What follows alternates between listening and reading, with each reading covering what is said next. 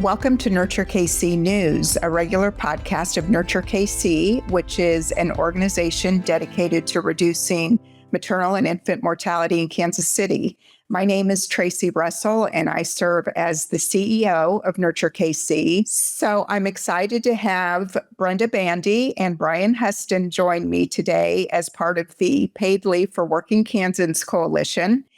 And we're going to talk about what's going on in Kansas as it relates to paid leave and also take a national snapshot. And Brenda Bandy is the executive director of the Kansas Breastfeeding Coalition. I refer to Brenda as the OG of paid family and medical leave. She has led this coalition for longer than Brian and I have been involved and really serves as that foundational reference for all things paid leave related. And then Brian, I'd like to say we recruited him into this work. He raised some questions at a meeting we had, and we thought, well, Brian would be really good at assisting in our business recruitment efforts around paid leave.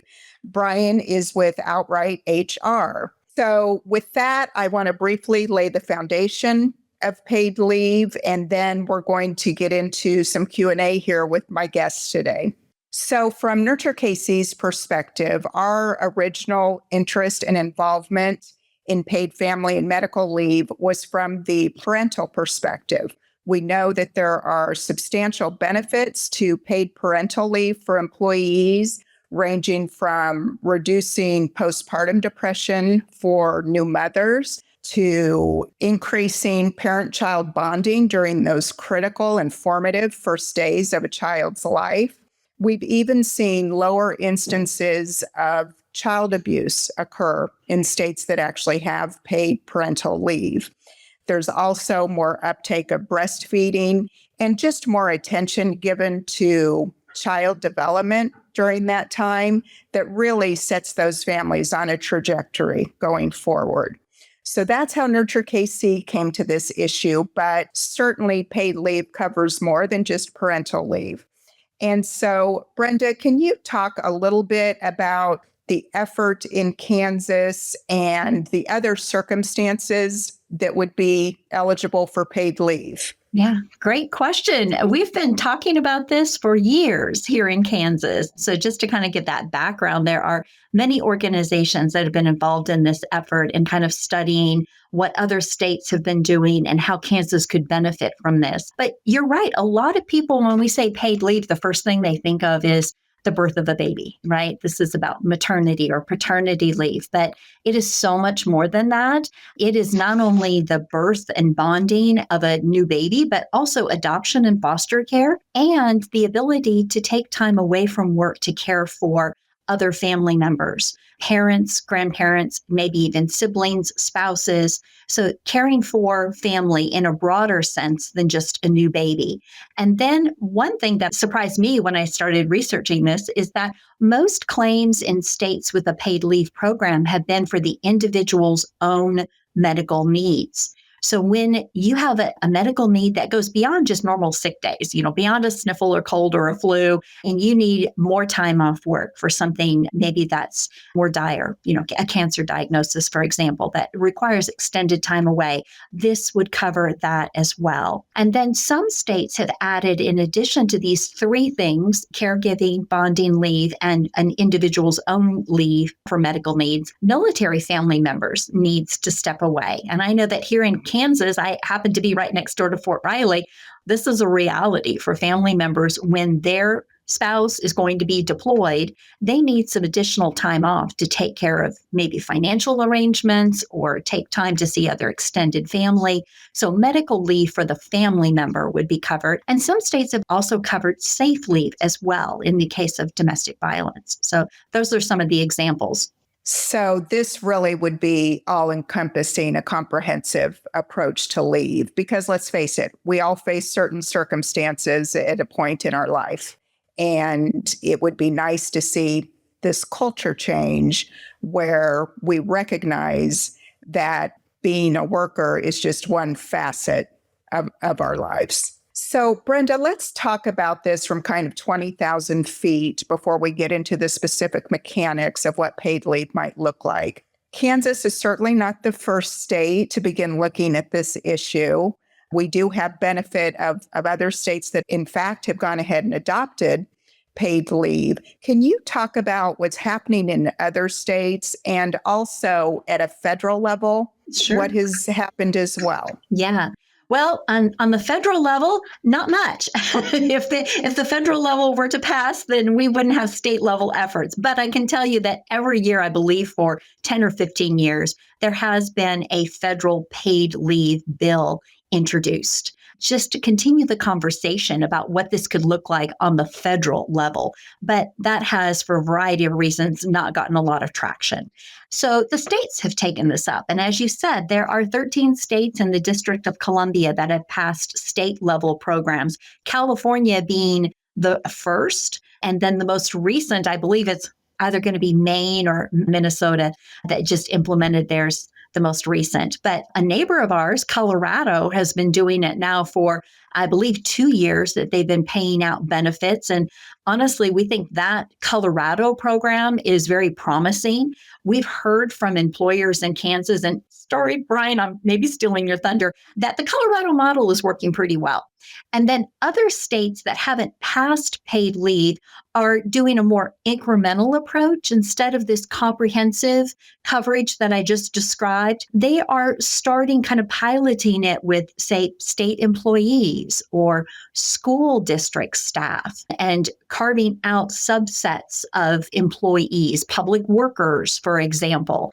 And they're starting with that and then are going to build on that as well. So those are some of the trends that we're seeing across the nation. The comprehensive approach, I think there's 24 states that have introduced some sort of paid leave legislation in the last session, some with incremental approaches and some the more comprehensive approach.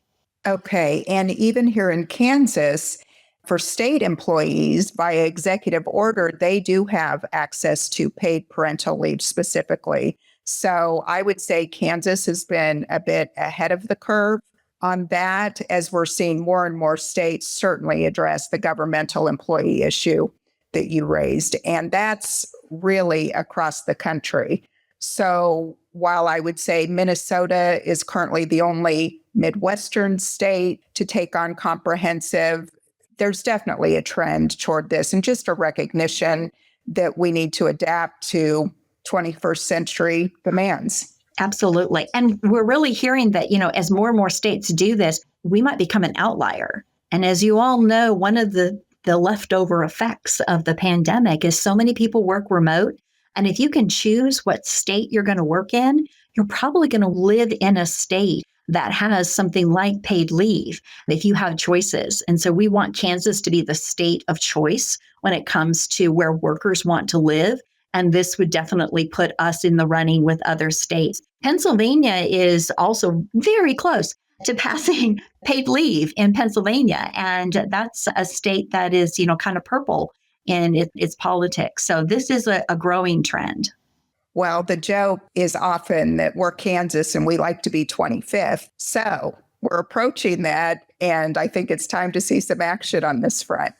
Brenda, let's get down into what the mechanics of a paid leave policy might look like in Kansas. Can you talk a little bit about the duration of time, who tends to oversee this, what are the criteria for approval?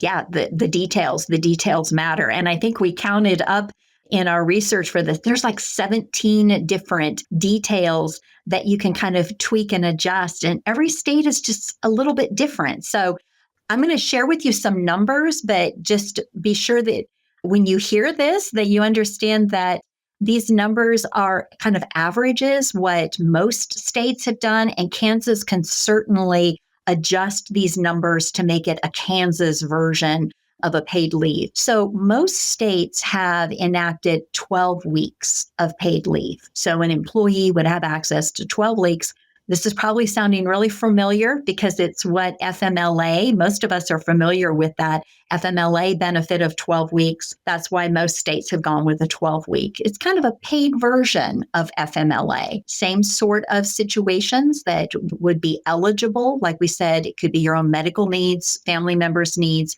or the birth or adoption of a child. So 12 weeks of paid leave. And I think you also asked, like, who administers this, who takes care of it? Typically, it's been a state agency where it's been housed. And then some states have done a partnership with a third party, a commercial entity who has taken care of the claims. So if you kind of think about like your car insurance, there is a company who is really, really good at processing auto claims. And so some states have taken on a partnership with a third party to process these claims for efficiency's sake. So this is certainly something that we could investigate here in Kansas as well. So what does the approval process look like? In other words, would anyone just be able to say, hey, I'm experiencing this condition, therefore I need leave? So it's, again, very similar to FMLA. If you think about the documentation that you have to submit with FMLA, you have to go to your HR person to submit the paperwork. You have to have a certificate from a medical provider that says that you have this condition or that your family member has the condition. Obviously, pregnancy is well documented, adoption and foster care as well. So you do have to submit documentation just like you do now. But the difference is that you're not burdening your HR buddy. You are sending it to the state office. And the state office is equipped to deal with this processing. And if you're curious about like all the paperwork, I encourage you to check out the Colorado Family Act. It's spelled family with an I on the end. And you can see they're very transparent, like what documentation do I need to upload? And then they have 2 weeks to review your claim and process it. And then payment starts right away. There's no waiting period.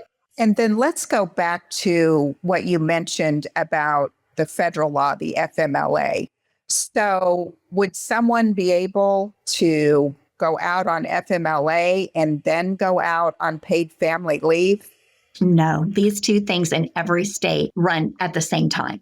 So no, you don't get to add them onto each other or stack them, I think is another term, that they run simultaneously. So no, it's really an opportunity to get paid FMLA. So these two things would run alongside each other. They're not in addition to each other. And I know Brian can probably speak HR more than I can, but yes.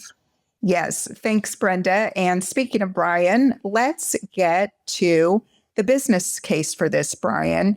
Just to set a baseline, is there currently a paid family and medical leave law in the state of Kansas? No, there's not. There's no Kansas or federal laws of any type requiring any paid time off. So no paid vacation, paid holidays, paid sick leave, or paid family leave. Let's talk about the types of businesses who are currently able to voluntarily offer paid leave to their staff and those who cannot, as well as how does this kind of break down demographically? Yeah, and there are a lot of ways we can look at this. The first one I'll take is a national approach with employers who offer either paid family leave, like we're talking about, or have employer-sponsored, employer-supported short-term disability policies. If you look at all employers and whether they have that short-term disability or this paid leave option done internally, the largest employers, 500 or more employees, it's about a third of them, 36% that offer that. So 2/3, even if you work for the largest companies in the United States or in the state of Kansas, don't have access to this type of leave. If we go down to the 1 to 100 employee size, that's about 18% have access to it. We can also look based on how much money you earn, the top 25% of earners, it comes out to about 40% that have access to those short-term disability or paid family leave, whereas the bottom 25% were down to about 12% who have access to it. So less than half generally, and down to about 1 in 10, depending on employer size and industry. And I think it's important to look at industry too, even finance, professional service firms, IT. they're in that 40 to 50% offering range. And when we look at construction, hospitality, we're back down in about the 10% range again. And in Kansas specifically, when we look at this, according to a recent SHRM survey, it's under 30% that offer it. And I'd just say companies that respond to those SHRM surveys tend to have better benefits. It's probably even much smaller than that amount. And Brian, can you define SHRM? Yep, it's a Society for Human Resource Management. It's a big national HR group. Yeah, I just wanted to add on, there was a recent report that just came out. I'm like a paid leave report. I read everything that comes out. So a recent report that came out just last week showed that in states that have passed paid leave, 93% of workers are covered and eligible. So think about those numbers that Ryan, you just shared, that the vast majority of Kansans don't have access to this, but states that have passed a paid leave program, only 7% of their employees remain uncovered. I thought that was pretty interesting. Yeah, that's incredible in terms of the reach for those states that have done this. And to me, Brian, what I'm really hearing is this is a tale of two workers. Those who are already kind of at the upper end of the scale in professional positions and the service industry, which is much less likely to be covered. In Kansas, I know that from our research, 79% of Kansas workers don't have access to paid leave. How do you think this could be an advantage for either large employers or small employers if leave were adopted? Yeah, I think there's going to be ripple effects to programs like this. And it doesn't just help the employee who gets some paid time off during what's either some of the best days if you just had a new baby that you welcomed into your life, or some of the darkest days. Maybe your child or spouse or yourself got a cancer diagnosis, as Brenda used as an example. You know, if we allow workers time off with a little bit less stress, I think an important part of these programs is they're not full wage replacement. It's generally some sort of partial wage replacement, which is how short-term disability works as well. So it's not as good as working, and people have an incentive to get back to work. But when you need to take care of your parent, your spouse, your child, yourself, you're not coming up with nothing, right? You have a little bit of support during those tough times. It's paid for over a long period of time, and you've paid into it. These aren't entitlement programs. You need to be a worker who's paid in, and the payments you're eligible for directly correspond with how much you've paid into it. So it's a fair way to say, I like that Brenda brought up car insurance a little bit ago. We know about how many car accidents are going to happen in a year, how many of those will result in fatalities, and how much property damage that'll cost. We have the exact same information with these serious health conditions. We know about how many Kansans will get a cancer diagnosis. We know about how many of those will be fatal. And so do we say, well, you get to decide if you buy car insurance? Well, if we did that, everyone would say, nah, I haven't been in a wreck in a couple of years. I'm not going to buy it. But we know the cost of these things and then the impact they have on people's lives. And this is taking that exact same approach and saying, we know that if we allow you the option, people aren't going to do it. Maybe a third do if their companies help, or less. If we don't give them the option, we all live in a much better society. And that's what we see with auto insurance. And I believe that's what we'd see with paid family leave as well. You raise a really good point in that this truly is a pooling of resources that's available then when people need it. So, Brian, let's talk about the actual costs of running a state paid family and medical leave program. How does this break down for both employers and employees? Yeah. So as Brenda mentioned, there's about 14 states that have done this, and they're all right about the 1% contribution mark. 10 of those, it's split evenly between employees and employers. In 4, just the employees pay into it. And then as we look at how much the cost would be, Colorado, again, has great information on this. For them, they started out with a 0.9 of 1% total rate. That dropped this year to a 0.88%, split evenly between employee and employer. So 0.44%. And I just want to remind you, non-alcoholic beer is 0.5%. So we're talking about less than non-alcoholic beer here. And for the average Kansas worker, if we use those same numbers, it comes out to be about $20 a month per employee, $20 a month per employer to cover the full 12 weeks of anything that family medical leave covers for yourself or an immediate family member with a serious health condition. And so that $20 per side is for comprehensive leave, does not require state general fund money to do that. This is solely borne by employers and employees for this benefit. Yeah, correct. And these funds, actually, they're self-funding. So generally the law goes into place and then they're funded for a year before payments can be tapped into. So it doesn't cost the state a penny.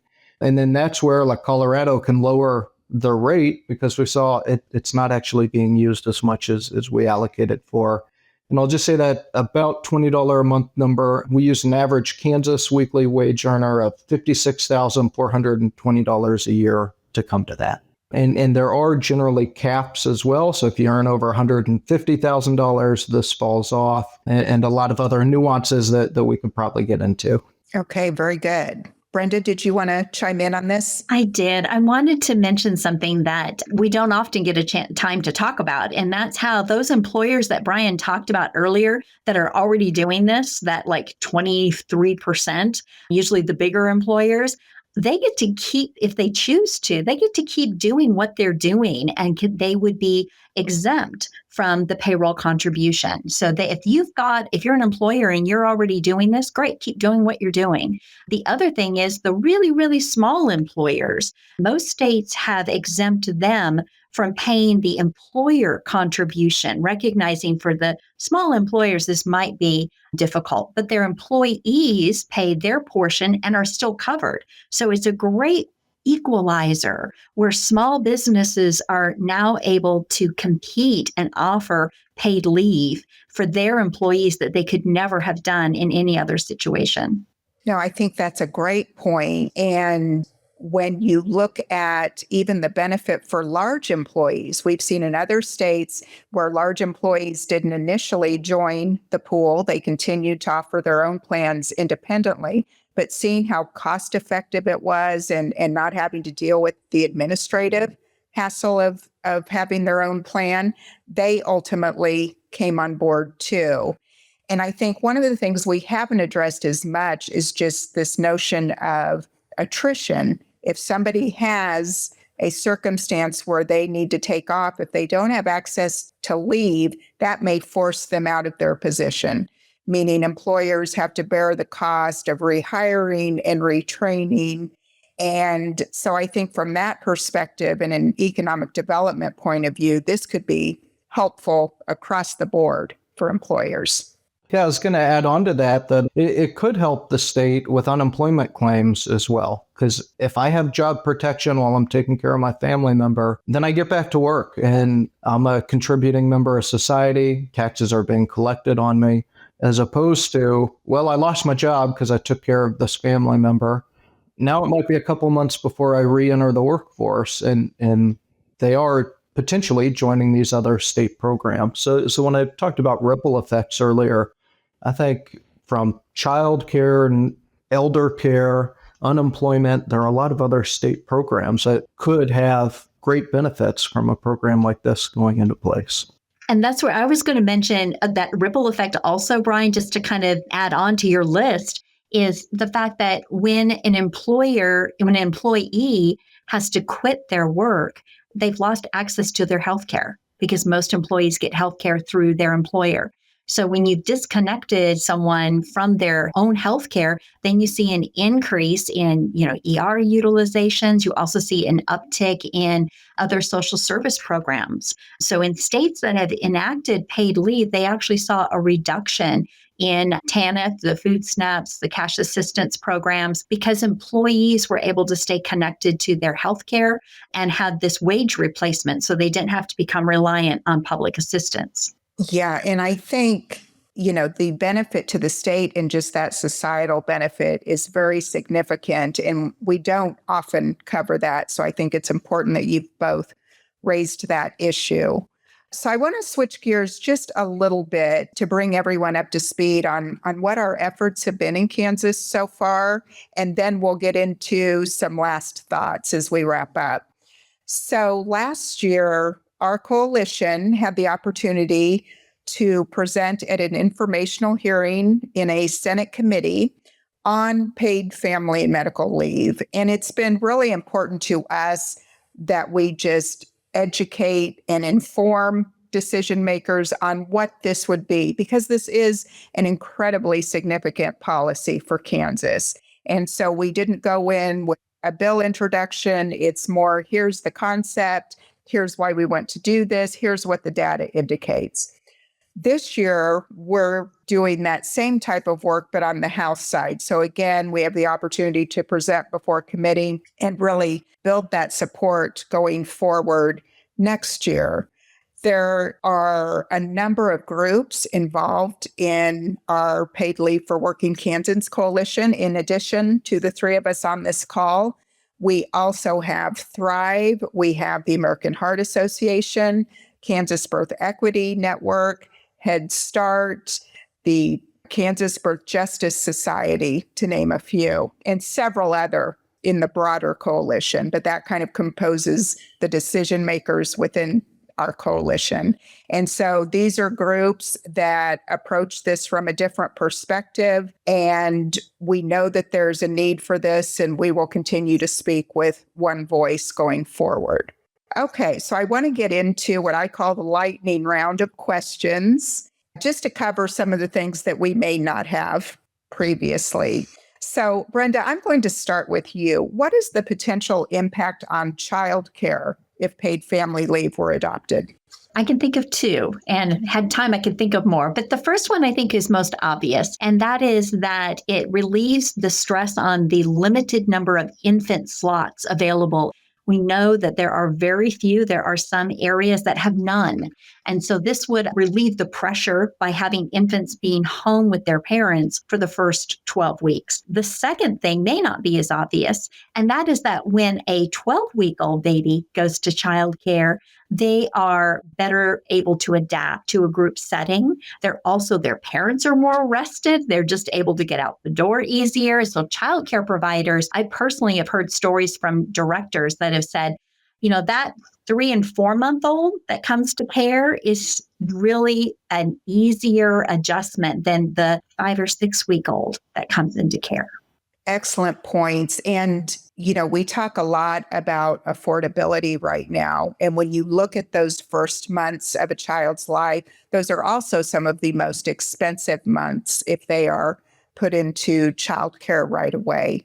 So I think that's another benefit to the state as well. And certainly in Kansas, they have been tackling the childcare crisis for a number of years. And this is yet another instrument to get at that issue. So thank you for that. What would you both say to someone who might say, well, I don't have any need for any type of leave, so why should I have to pay into this system? Yeah, I'd say you must be incredibly blessed or more likely naive, right?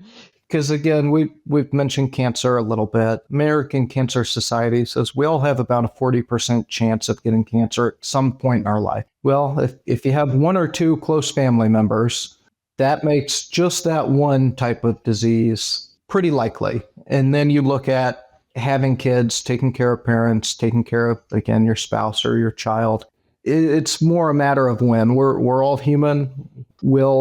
These topics can be uncomfortable to talk about, but they are predictable, and we can, with a large enough sample size like the whole state, kind of say about how frequently this is probably going to happen each year.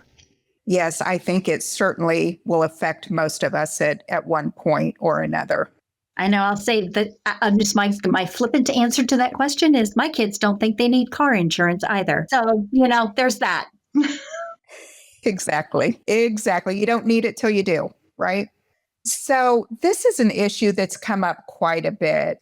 And it is, what about the disruption to to a business, particularly a small business that may have very few employees, if employees are taking leave? How do we address that? Yeah. The first one is just being realistic that when these type of life events happen, there's workplace disruption anyway. If somebody needs to come back to work, while they're dealing with serious health conditions, they're probably not totally present anyway. And this is one way to actually level the playing field. And small employers, you get to offer this wonderful benefit that if you had to pay it the current model, the status quo, you're probably paying 100% of that paid time off. If you say, hey, I understand you're going through this tough time in your life, here's a couple extra weeks of paid time off, employers are paying 100% of that when they get nothing in return. Under these systems, I already paid my $20 a month. This person is being well taken care of. It costs me nothing extra while they're gone for these 1 to up to 12 weeks. And I get to have this great benefit that hardly costs me anything. So I would argue the business disruption is actually smoother when people have a little bit of freedom to go take care of what they need to take care of and then get back to work. Yeah. And if I might add what an example from Washington State, they actually calculated into that premium calculation a grant for small businesses. And I believe it was under 50 employees, that if you have someone out on leave, you can apply a very simple application for $3,000.